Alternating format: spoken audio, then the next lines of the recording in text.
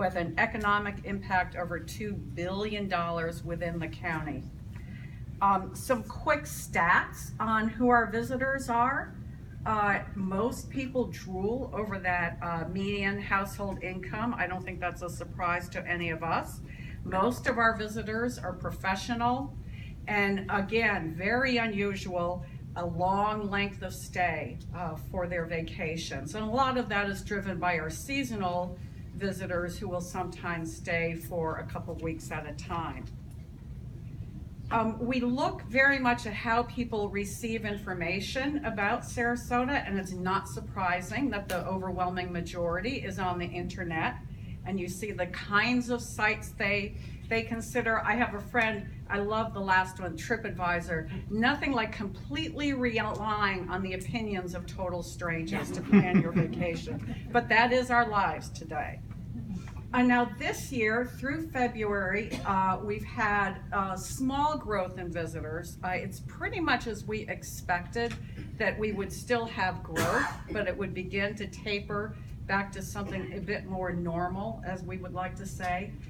You actually saw a slight drop in hotel occupancy. Many of the hotels have really focused on driving the rate people pay. And it makes it, when you think about it, it makes sense, because if you can make more money with having to have fewer cleaning people and servicing fewer rooms, that's a win in their book. That's where sometimes we disagree with the hotels. We want you to be full all the time. But you see we're continuing to grow those room rates. That's an average room rate, $216, that's county-wide. We talk a lot about tourism and driving visitation, but I don't think we talk enough about why it really matters, especially talking to the downtown condominium group at the end of March. I'm surprised you haven't driven me out of the room at this point. But it's important to realize that 1 out of 5 people who works in this county have jobs that are supported by tourism. So it means a lot to the people living in this community. We have, in our cultural surveys that the Arts Alliance does, we see huge audience participation from people out of this area. So when you think about the cultural amenities we have in this community, we would not have that variety if not for the visitors. And needless to say, the same goes for our variety of restaurants. The other thing that tourism helped us through in recent years was we were the cash cow when there was no money in this county and in this city. As we recovered from the recession, tourism was really the only part of our three-legged stool that was really fully functioning in those times. Now, we've seen big changes in both what visitors want and the way we get visitors. And I love this one, and I've got a copy of it. This is the AAA tour guide book from the year before Disney opened. And Sarasota takes up 4 pages, and Orlando is 1 column. So you can see that shift. And you see with it, it's hard to see in the ads, but in the middle, that's when the Sarasota Chamber did the advertising for the area. A lot of it was talking about things, about assets, that you can talk about fresh, fun-filled things to do.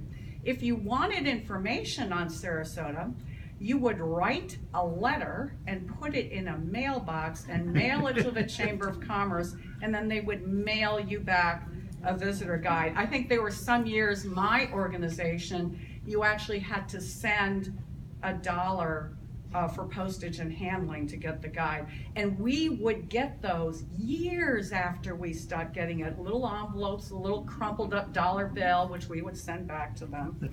The other thing I love is, it's hard to read down at the bottom, but talk about a terrible slogan. Our slogan was Sarasota, Florida's great Gulf Beach recreation county.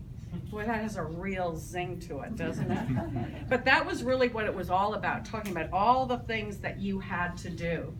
Well, today, visitors are choosing destinations for many different reasons, because they have so many options. They can travel the world. Certainly, they can travel this country with great ease. So for the future of Sarasota's downtown economy, We need to be talking to our potential visitors about the emotion of Sarasota, about the emotions they feel and what they get out of their stay here is much more important than listing a whole series of different assets. It's not that we don't play off our assets, but we really need to speak to emotion first and foremost. And one of the ways we're doing that and the changes is really doing emotional mapping and talking to consumers and having them express what they think about Sarasota and compare us to our key competitive set. And you'll see a lot of these words run all the way across the board. So we started mapping these and looking at the research, and you know, it may surprise you that the thing that they say about Sarasota that they don't talk about anywhere else is that when visitors come here, they feel as though they really fit in, that it's more than just being welcome, that they really are made to feel at ease. They could picture themselves living here, and it's just a very comfortable, inviting experience. So those are the emotions going forward that we want to talk to consumers about when talking about Sarasota. And we obviously also talk in very different ways. I looked at one of the old marketing plans from 30 years ago, and it was basically a partnership with Eastern Airlines and advertisements in the AAA guidebooks, and I think they had one other ad that may have been with Eastern Airlines. That's it, and that was really all you needed, because if you were in the guidebook, you were golden. Well, today, we need to be in all the different places that consumers are looking.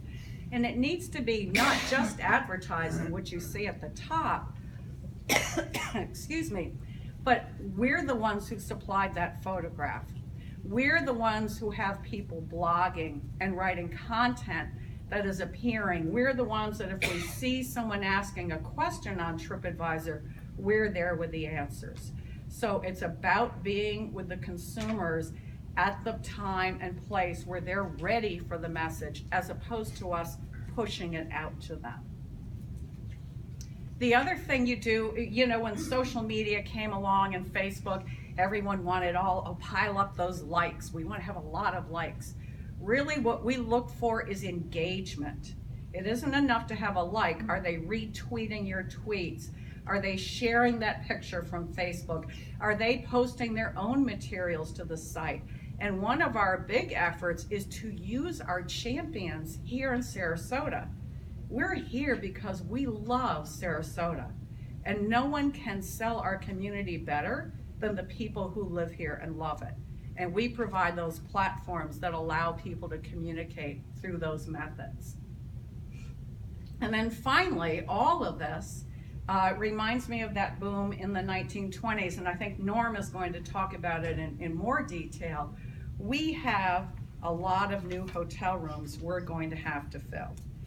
If you look in that downtown Sarasota area, we have right now from the airport to Lido Beach and downtown about 1,000, 1,500 hotel rooms, and we're adding about 1,000 over the next couple of years. Normally, in a market, you don't want to add more than 2% per year. So that is quite a challenge for us. We're going to have to generate about 125,000 additional visitors to keep current occupancy levels each year. And before anyone complains about traffic, especially again since we're in March, and your concerns about that, let me share with you that my hotel occupancy on weekends in July is the same as it is in March.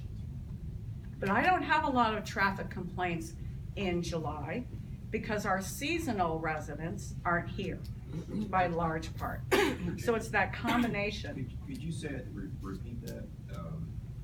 You have to do what to keep up with that? Oh, with these hotels, Yeah. we will be generating about 125,000 additional visitors annually to keep it filled. Now, what the positive, because we are going to do it, we shared how we were going to do it. The positive side is these stand the chance of really reducing the seasonality.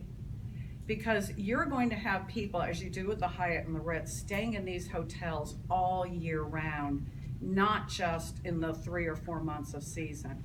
So it provides that opportunities for our arts groups to take greater risks for off-season programming. It encourages restaurants to keep their employees in place, to keep them with longer hours. It means more opportunities for hotel workers to work full-time jobs and not have to reduce the seasonality or even leave the area during the summer months. So I think that this breaking seasonality is going to be one of the greatest changes we're going to see in the Sarasota downtown economy over the next couple of years. Thank you.